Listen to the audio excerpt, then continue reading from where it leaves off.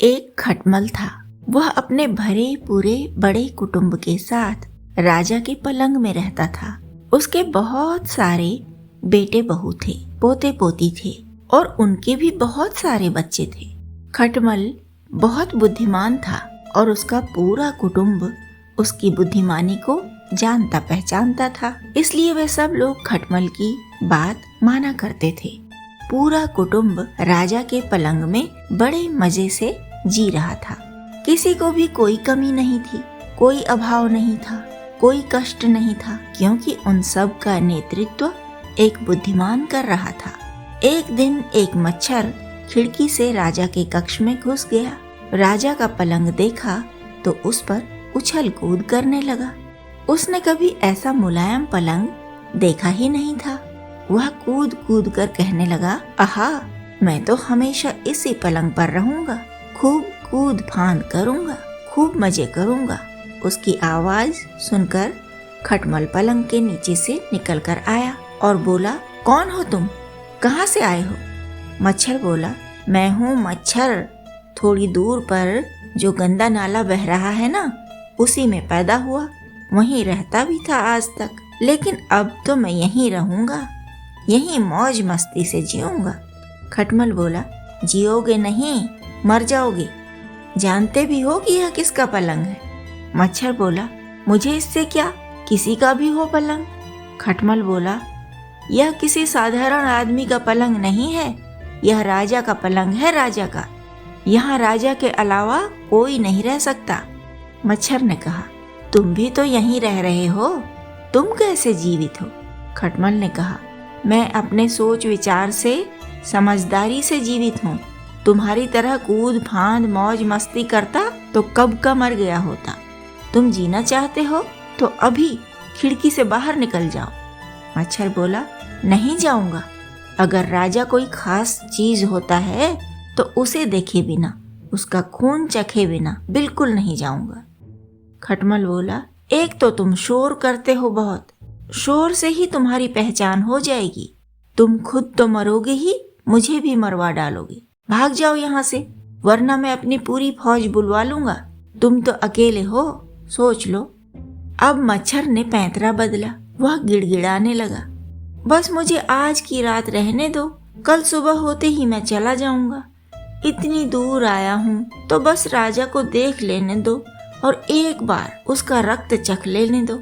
राजा है तो फिर बहुत खाना खाता होगा, उसका रक्त भी बहुत स्वादिष्ट होगा।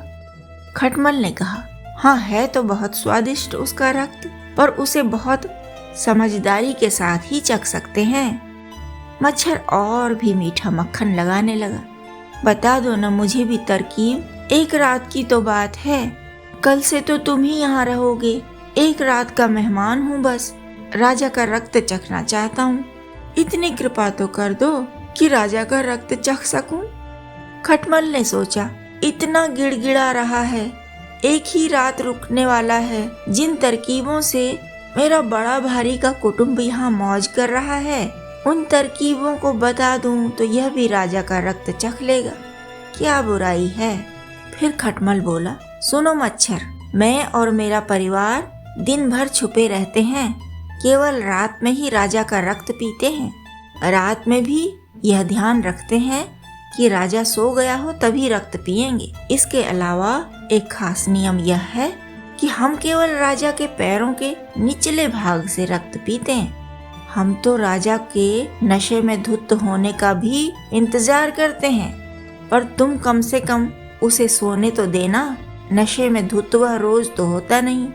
मच्छर ने कहा, मैं आपकी हर बात का ध्यान रखूंगा।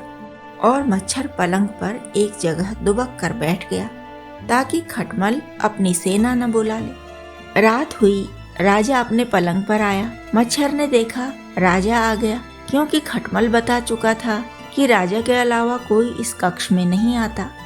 मच्छर ने सोचा, वह इतना मोटा ताजा राजा है, इतना खाता होगा, क्या क्या खाता होगा, इसका रक्त कितना तो स्वादिष्ट होगा।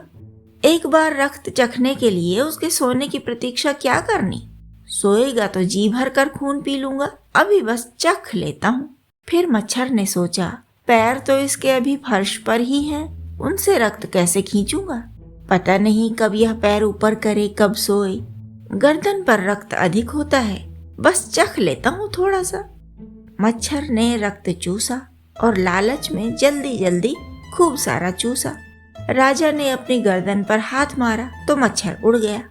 तब राजा ने शोर किया। 10 सेवक और अंगरक्षक अंदर आ गए। राजा ने कहा, कोई कीड़ा है यहाँ, उसे ढूंढो। लगता है कोई विषैला कीट है, मेरी गर्दन पर बहुत तेज काटा है उसने। सेवकों ने राजा का बिस्तर हटाया, पलंग को पलटकर बार बार पटका तो सब खटमल गिर पड़े। उन सब को मार डाला गया। मच्छर तो खिड़की से भाग गया था, पर उस बुद्धिमान खटमल का पूरा वंश नष्ट हो गया जो मच्छर के दबाव में आ गया था, और पूरी फौज होते हुए भी जिसने एक अवांछित अतिथि को अपने आसपास ठहरने दिया था।